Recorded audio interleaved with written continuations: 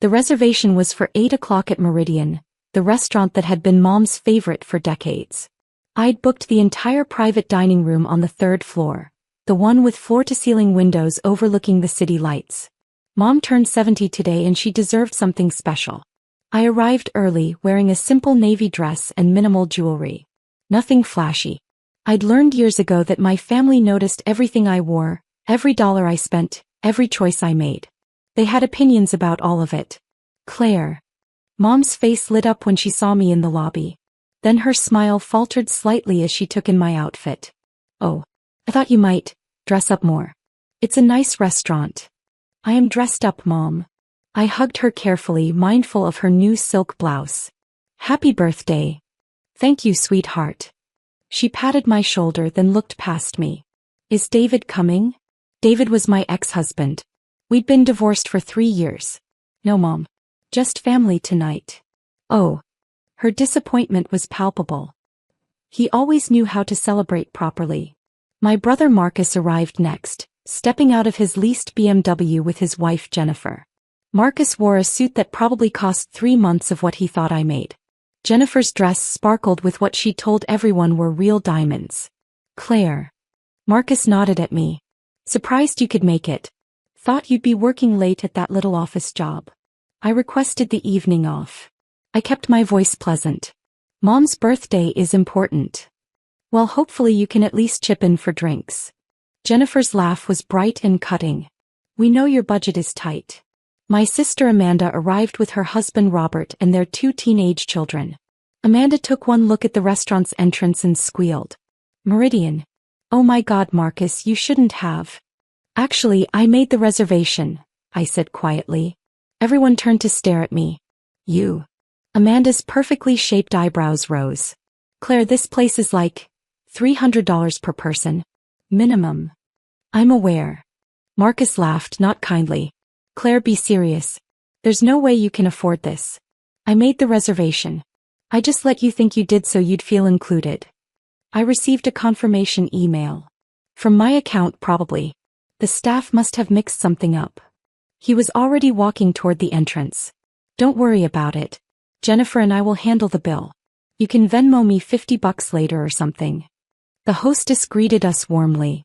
Good evening. Party of 8 for Chin. That's us, Marcus said smoothly, stepping forward. I'm Marcus Chin. I made the reservation. The hostess glanced at her tablet, a small wrinkle appearing between her brows. I have the reservation under Claire Chin, actually. That's my sister. There must be some confusion. I'm the one who... The private dining room on the 3rd floor, correct? The hostess smiled at me. Right this way, Ms. Chin.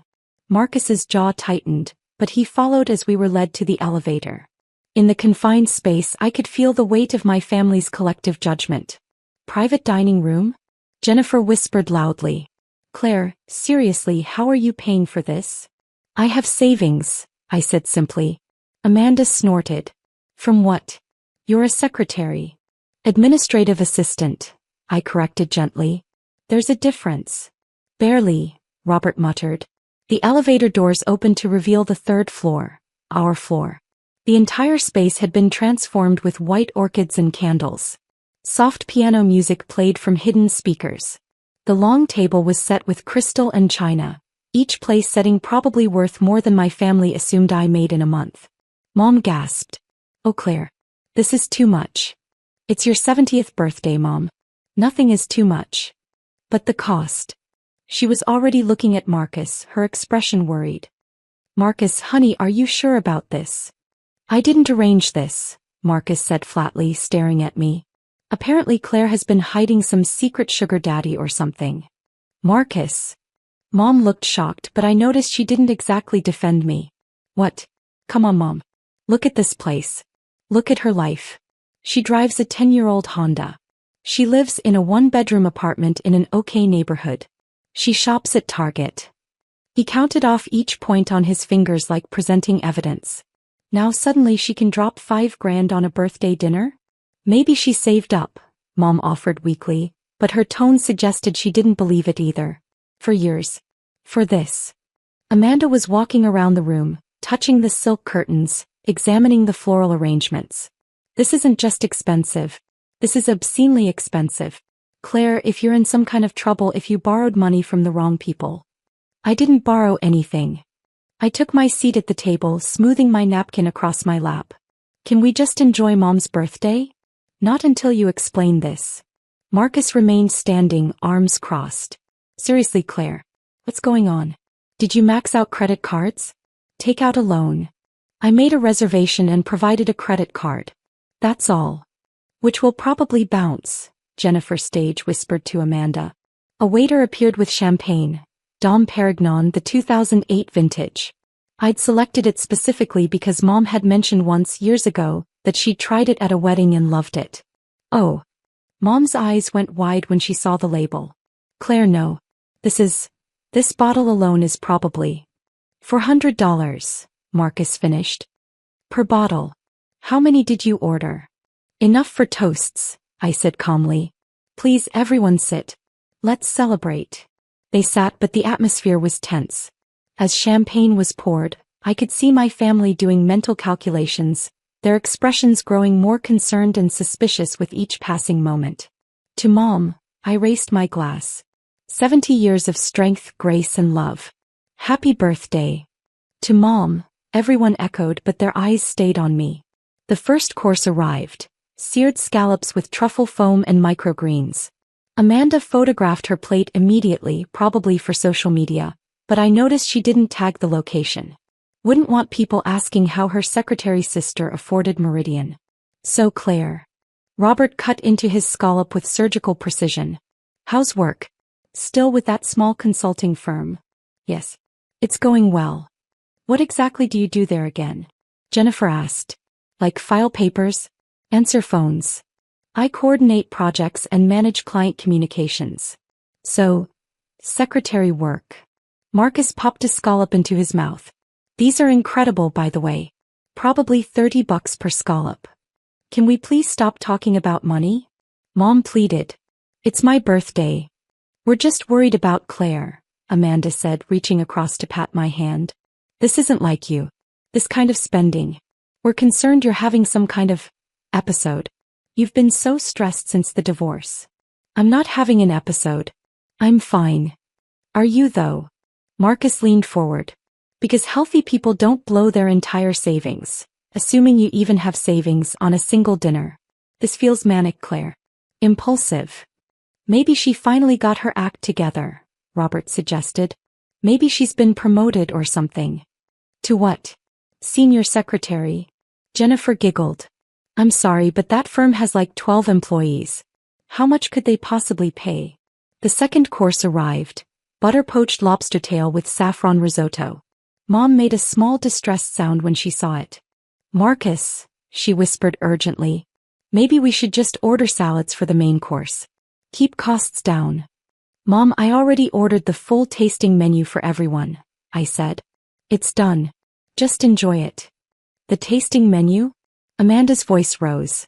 Claire, that's the most expensive option. That's $400 per person before wine. I'm aware of the price. Then you're insane. Marcus slammed his hand on the table, making the crystal ring.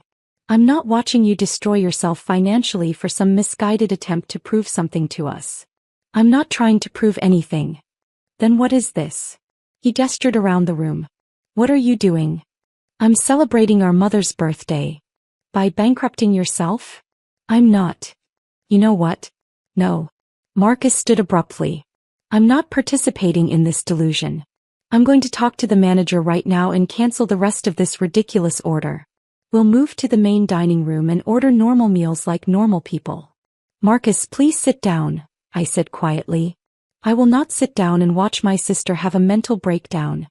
His voice was getting louder now.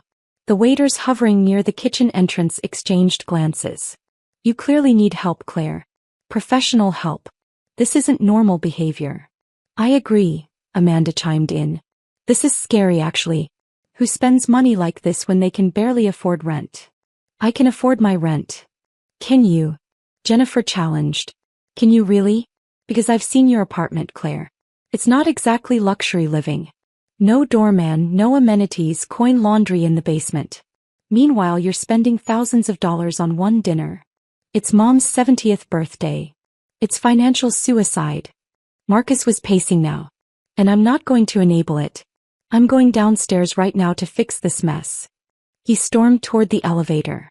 Jennifer jumped up to follow him, then Amanda and Robert. Even the teenagers looked uncomfortable, muttering excuses as they trailed after their parents. Mom and I sat alone at the beautiful table, the half-eaten lobster cooling on our plates. Claire. Mom's voice was so gentle, so pitying. Honey, if you're having money troubles, you can tell me. Is this about David? Are you trying to prove something because of the divorce? No, Mom. Because he did very well for himself. I know that must be hard to see. Him with his new wife, the big house, the trips. She reached over and squeezed my hand. But you don't have to compete with that. You don't have to pretend to be something you're not. I'm not pretending. Then where did this money come from? Her eyes were worried, almost fearful. Did you? Claire, you didn't do anything illegal, did you? That hurt more than everything else combined. My own mother, wondering if I'd committed crimes to pay for her birthday dinner. No, Mom. I didn't do anything illegal. Then I don't understand. Before I could respond, the elevator doors opened. Marcus strode out and I could see the manager walking beside him, a tall man in an impeccable suit named Richard. I'd spoken with Richard a dozen times over the past month while planning tonight. There she is, Marcus pointed at me. That's my sister. She's the one who made this insane reservation. Richard's expression was professionally neutral. Sir, I'm aware of Ms. Chen's reservation. Well, I need you to cancel it. The rest of it, we're done here. Send us the bill for what we've already eaten, and we'll move this party somewhere more reasonable. I'm afraid I can't do that, sir. What do you mean you can't? I'm a customer. I'm requesting service changes. You're not the customer who made the reservation. Richard's tone remained polite but firm. Ms. Chen booked this room and the full tasting menu. Any changes would need to be authorized by her. She's not in a position to authorize anything. She's clearly having some kind of crisis. Marcus's face was reddening. Look, I don't know what she told you, but whatever credit card she gave you is probably going to be declined. I'm trying to save you and her a lot of trouble here. The card has already been charged and approved, sir. Well then run it again. Test it. You'll see. Marcus, please. I stood up. You're making a scene. I'm making a scene? I'm making a scene. He whirled on me. You're the one pretending to be rich. You're the one throwing money you don't have at a dinner party like you're some kind of... Sir. Richard's voice cut through Marcus's rant, sharp now. I'm going to need you to lower your voice. You're disturbing other guests. Other guests? We're the only ones up here. There are private dining rooms on either side of this space and several tables directly below us. Your voice is carrying. I don't care. This is fraud. Consumer fraud. My sister is committing fraud and you're helping her. Jennifer grabbed Marcus's arm. Honey, maybe we should just... No. He shook her off. I'm not leaving until this gets sorted out. I want to speak to whoever owns this place. Get me the owner. Now. Richard's expression flickered, just for a moment, and I saw him glance at me. I gave him the slightest nod. The owner. Richard repeated carefully.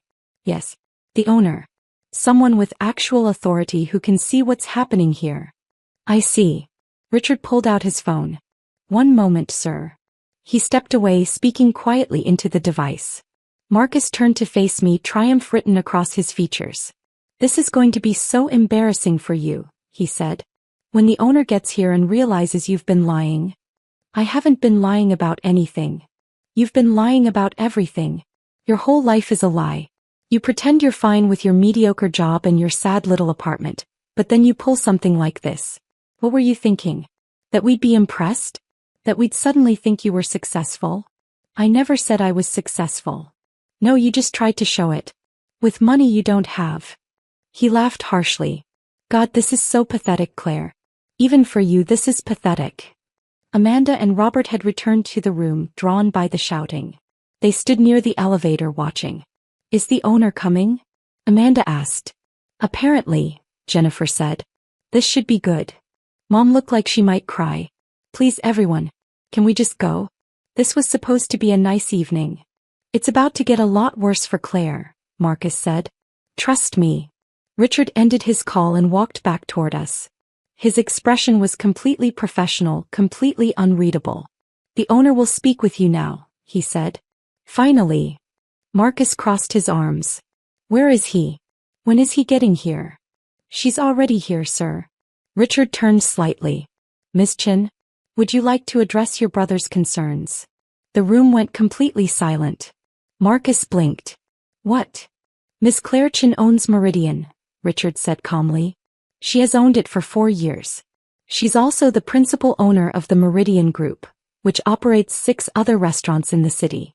I'm the general manager and I report directly to her." I watched the color drain from Marcus's face. "That's..." He looked at me, then at Richard, then back at me. "That's not possible." "I assure you it's quite possible," Richard continued. "Miss Chin purchased Meridian shortly after her divorce. She's been very hands-off as an owner, preferring to let the management team run daily operations, but she's here several times a month to review finances and operations."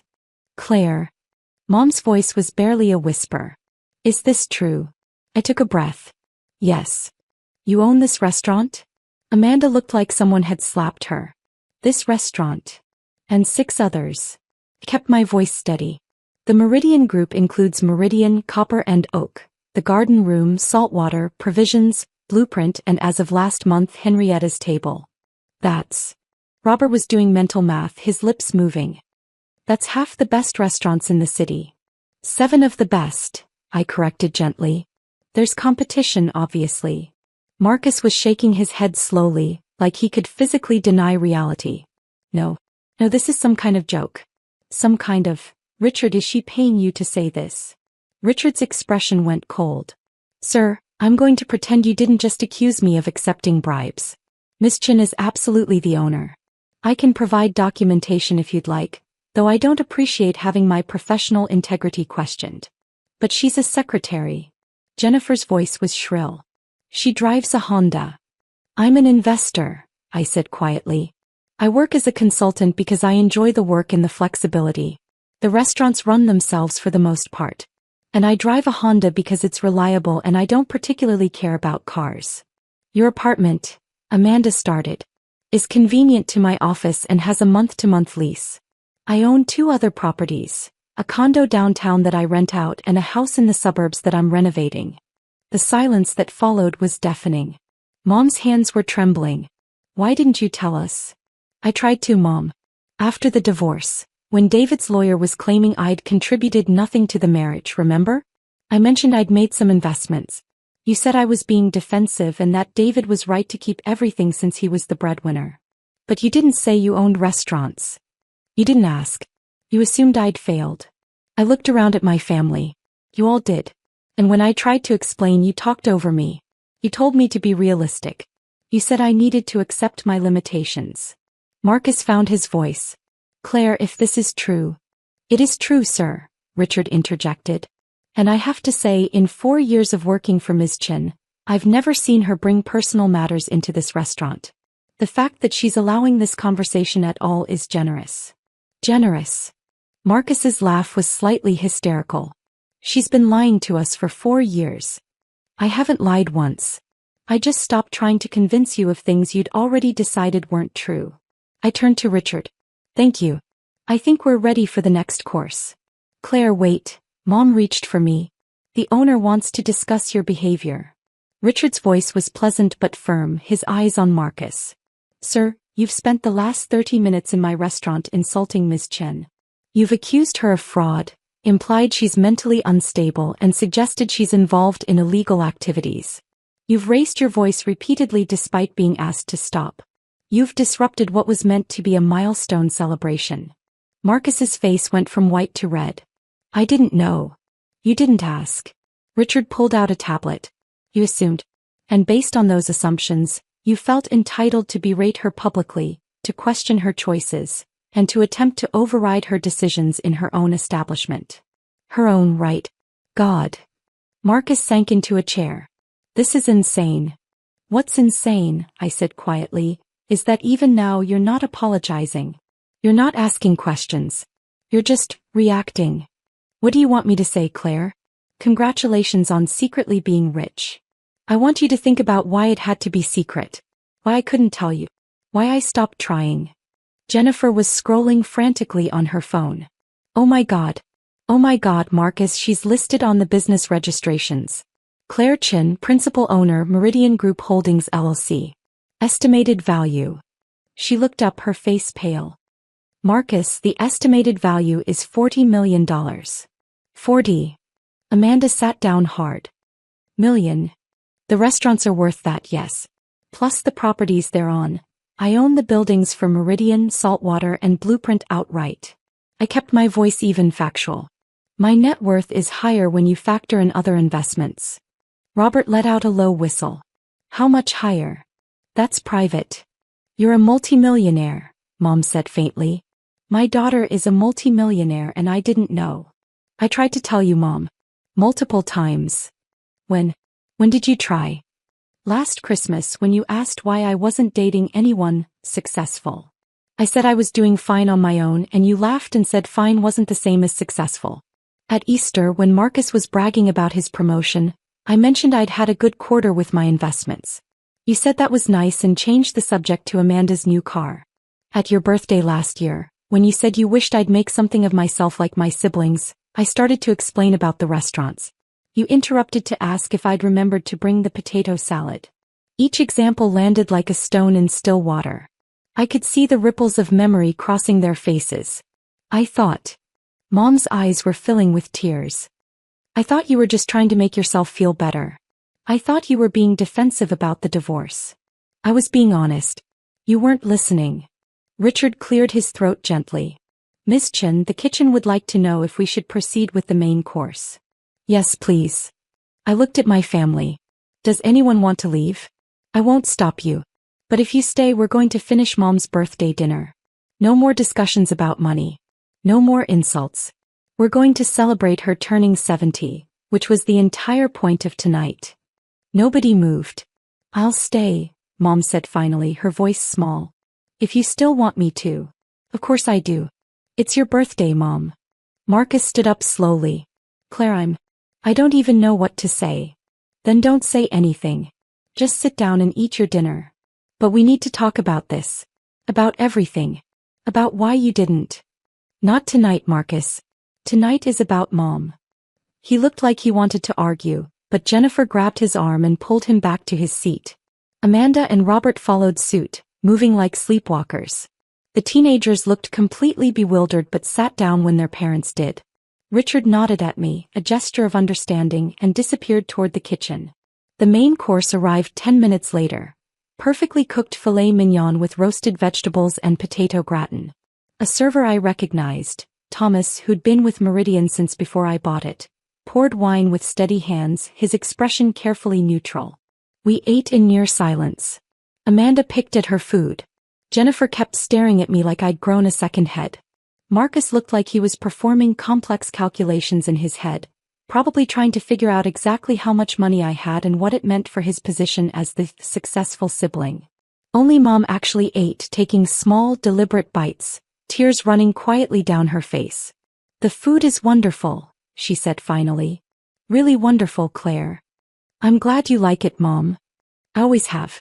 I used to bring your father here for anniversaries before he passed. Before it got so expensive. Before.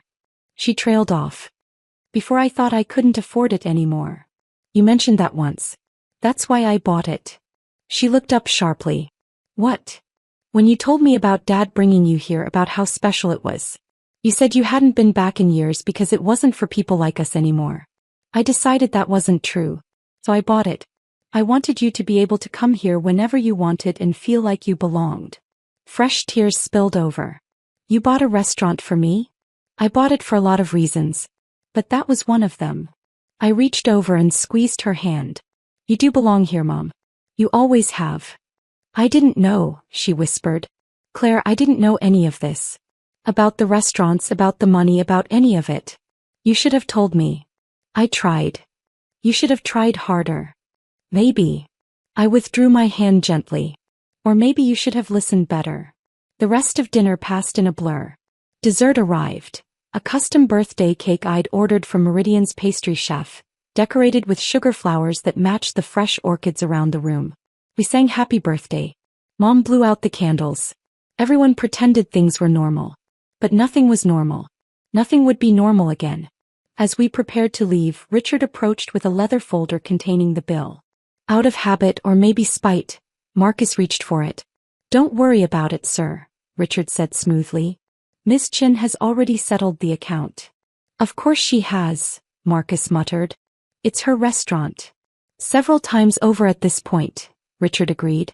His tone was pleasant, but I caught the edge in it. Richard had never liked Marcus even before tonight. Marcus had been rude to servers on previous visits, the kind of casual disrespect that revealed character. In the elevator down, Jennifer finally spoke. "Claire, I'm sorry. About what I said earlier. About everything. Thank you. I had no idea. We all had no idea." "I know.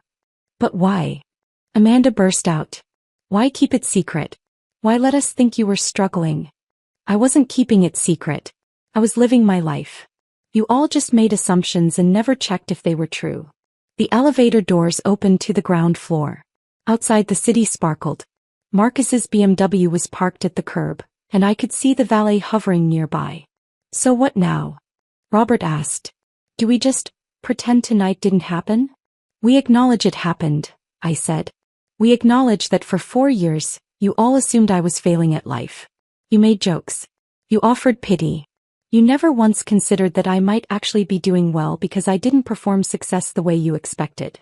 "That's not fair," Marcus protested. "You deliberately hid things."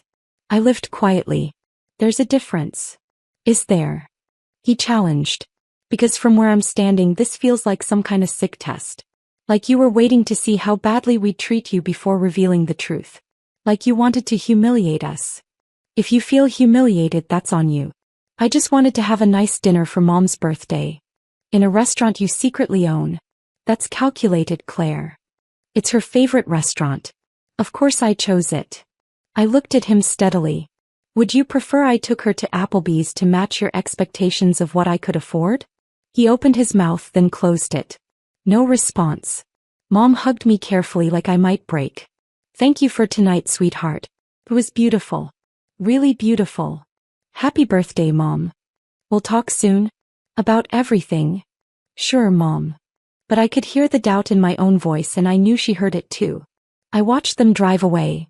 Marcus and Jennifer in the BMW, Amanda and Robert in their Lexus, Mom in the back seat looking small and confused. The teenagers had barely said 2 words all night. Richard appeared at my elbow. "Well, that was dramatic. Sorry for bringing family drama into the restaurant. Please. This is the most entertainment I've had in months." He paused. "Though I have to say, Miss Chin, I'm surprised you let it go on that long. I kept hoping they'd figure it out themselves." "Did you really? Or were you curious to see how far they'd take it?" I considered the question honestly. "Maybe both. For what it's worth, I think you handled it well. Very restrained.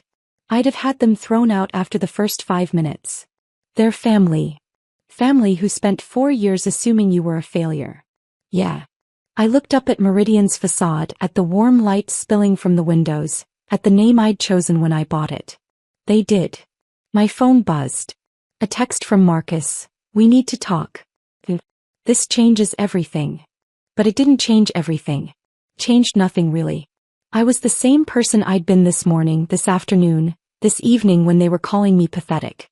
The only difference was they knew the truth now. And somehow that felt more lonely than the assumptions ever had. Richard was watching me with concern. "You okay, boss?" "Yeah," I said. "I'm fine." And the strange thing was, I actually meant it. Another text came through. Then another. Amanda apologizing. Jennifer asking questions. Robert suggesting we all sit down and discuss this like adults. I turned my phone to silent and slipped it into my purse. Tomorrow there would be conversations. Explanations. Probably demands. For loans, for investments, for the kind of help they'd never offered when they thought I needed it. There would be awkward family dinners where everyone pretended tonight hadn't happened, or worse, dinners where it was all anyone could talk about. But tonight I walked to my 10-year-old Honda, drove to my convenient 1-bedroom apartment, and slept the sleep of someone who'd finally stopped trying to prove something to people determined not to see. And when I woke up the next morning to 17 missed calls and 43 text messages, I made coffee, opened my laptop, and got back to work managing my restaurant empire, one quiet, unremarkable day at a time. Because that was the thing they still didn't understand. I'd never wanted their recognition. I just wanted them to stop assuming I needed their pity.